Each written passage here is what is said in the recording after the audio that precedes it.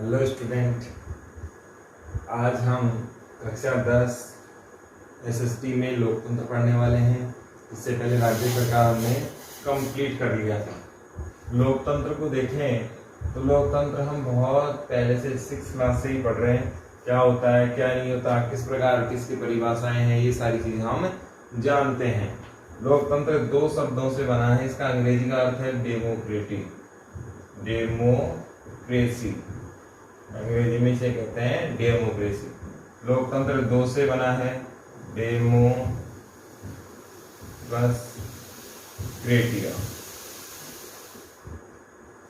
Demos का मतलब होता है भीड़ और क्रेटिया का मतलब होता है जनता। लोकतंत्र को जनतंत्र, प्रजातंत्र और लोकतंत्र 3 नामों से हम जान सकते हैं। लोकतंत्र को कितने नामों से जान सकते हैं? लोकतंत्र, जनतंत्र और प्रजातंत्र। इन 3 नामों से हम जान सकते हैं। तीनों एक ही चीज है, चाहे जनतंत्र कह लें, चाहे प्रजातंत्र कह लें, चाहे लोकतंत्र कह लें। लोकतंत्र को अंग्रेजी में क्या कहा गया है? डेमोक्रेसी कहा गया है। 2 शब्द हैं, डेमोस प्लस क्रेटिया। डेमोस को क्या कहते हैं? भीड़ तंत्र भी कहते हैं। भीड़ का शब्द अर्थ है। क्रेटिया का मतलब क्या है? जनता। तो दोनों का तो मिलकर जो शब्द बना है वो बना है जनता की शक्ति। क्या बना है? जनता की शक्ति शब्द बना है। एक विद्वान हुए हैं बर्नस, ये कहते हैं कि लोकतंत्र का केवल जनता की शक्ति से ही अर्थ नहीं है, इसका अर्थ भावनात्मक है, इसका अर्थ सामाजिक है। और डेमोक्रेटिक का अर्थ, लोकतंत्र का अर्थ एक व्यापक अर्थ है। हम जो अर्थ लगा रहे हैं वो क्या है? संकीर्ण अर्थ है। तो यहां से एक मोटा मोटा देखें अपन तो अपने चैप्टर में सिर्फ इतना ही इंट्रोडक्शन दे रखा है, बाकी बहुत सारा इंट्रोडक्शन इसमें आता है। लोकतंत्र के हम सवाल यहाँ से उठाएं तो लोकतंत्र के अन्य नाम क्या हैं? जनतंत्र और प्रजातंत्र। लोकतंत्र को अंग्रेजी भाषा के कौन से शब्द से इंगित किया जा सकता है? डेमोक्रेसी से इंगित किया जा सकता है। लोकतंत्र किन 2 शब्दों से मिलकर बना है? Demos plus क्रेटिया। डेमोस का अर्थ क्या है? भीड़। क्रेटिया का मतलब क्या है? जनता। और दोनों का संयुक्त अर्थ क्या है? जनता की शक्ति। बर्नस क्या कहते हैं? लोकतंत्र का अर्थ केवल और केवल ये वाला नहीं है जो हम बता रहे हैं, जनता की शक्ति नहीं है, इसके साथ साथ भावनात्मक शक्ति है, सामाजिक शक्ति है। और ये जो जुड़ाव नजर हमें आता है, जो हमें क्रिएटिव, इसका जो अर्थ हमें नजर आता है, सृजनात्मकता इसमें नजर आती है, वही क्या है? लोकतंत्र कहलाता है। तो यहाँ से इंपॉर्टेंट यही है कि लोकतंत्र कितने शब्दों से मिलकर बना है? 2 से। पहला डेमोस और दूसरा क्रेटिया। फिर इसकी हम देखते हैं परिभाषा। यदि हम लोकतंत्र की परिभाषा देखें तो ये भी है इब्राहिम लिंकन ने। इब्राहिम लिंकन साहब जो यूएस के क्या थे? प्रेसिडेंट थे, अमेरिका के क्या थे? राष्ट्रपति। इन्होंने कहा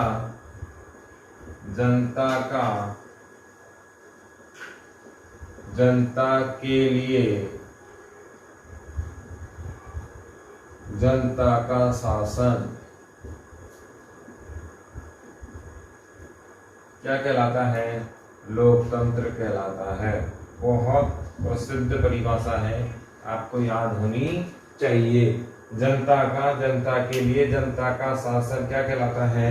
लोकतंत्र कहलाता है। किसने कहा? इब्राहिम लिंकन साहब थे, कहा के थे, अमेरिका के प्रेसिडेंट रहे हैं। यानी कि सत्ता जनता का, यानी कि शासन किसका होने वाला है? जनता का। किसके लिए होना है? जनता के लिए। और शासन कौन करेगा? जनता का ही शासन होगा। यानी कि शासन भी जनता करने वाली है, जनता के लिए ही होगा। और शासन भी किस पे होने वाला है? जनता पर ही होने वाला है। यानी कि इसमें सरकार भी जनता की होगी, नियम कानून भी जनता के होंगे और चले भी किसके ऊपर, ये जनता के ऊपर ही चलेंगे। अगर हम विभिन्न रूपों को देखें लोकतंत्र के, तो लोकतंत्र के 4 रूप हमें यहाँ नजर आते हैं। पहला है राजनीतिक,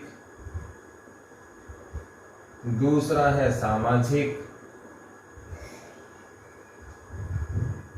तीसरा है आर्थिक और चौथा है नैतिक। ये है लोकतंत्र के रूप।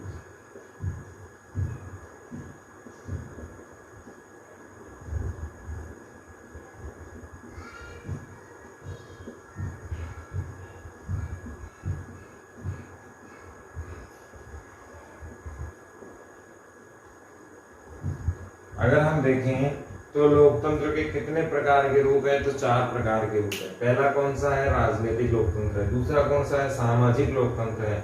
तीसरा कौन सा है, आर्थिक लोकतंत्र है। चौथा कौन सा है, नैतिक लोकतंत्र है।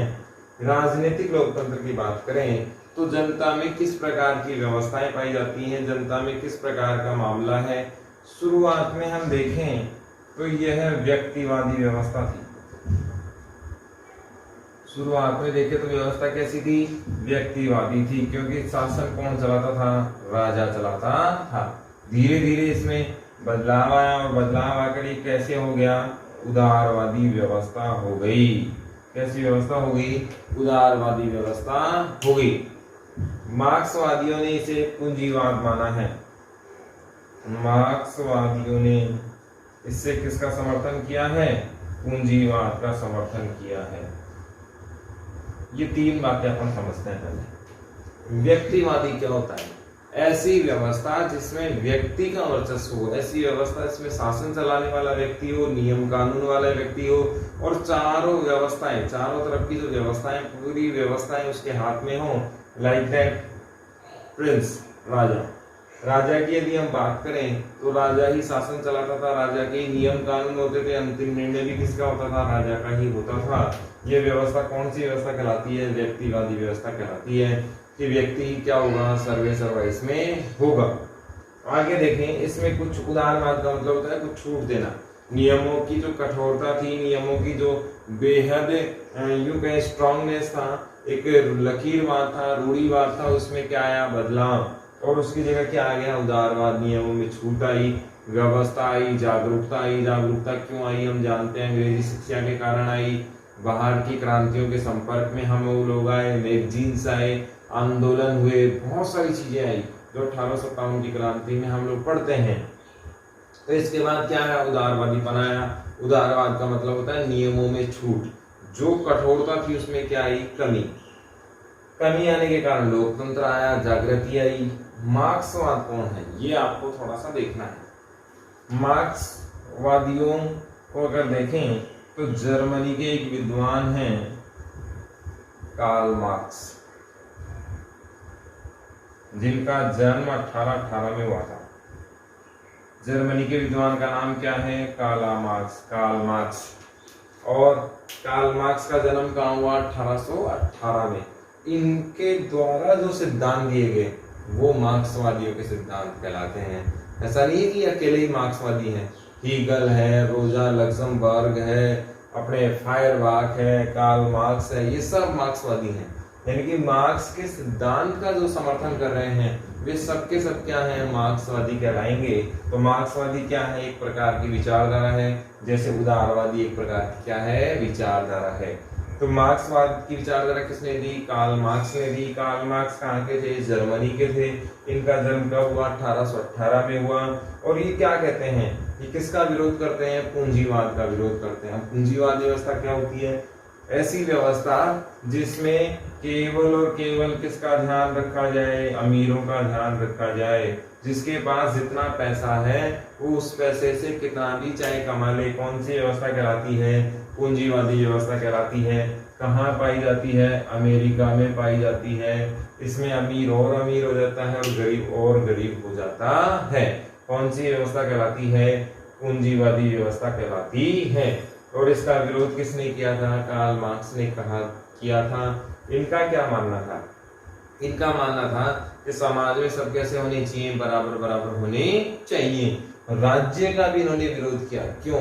क्योंकि इनके अनुसार राज्य भी शोषण का माध्यम है। राज्य भी क्या करता है? शोषण करता है। इसमें हम आगे देखें तो राजनीतिक लोकतंत्र में तो ये है लोकतांत्रिक राज्य तथा लोकतांत्रिक शासन।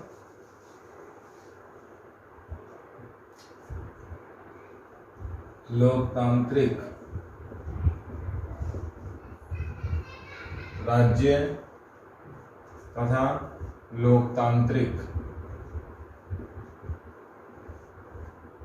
शासन। पहले हम लोकतांत्रिक राज्य की बात करें तो लोकतांत्रिक राज्य का सीधा अर्थ होता है ऐसा राज्य जिसमें स्वयं की प्रभुसत्ता हो।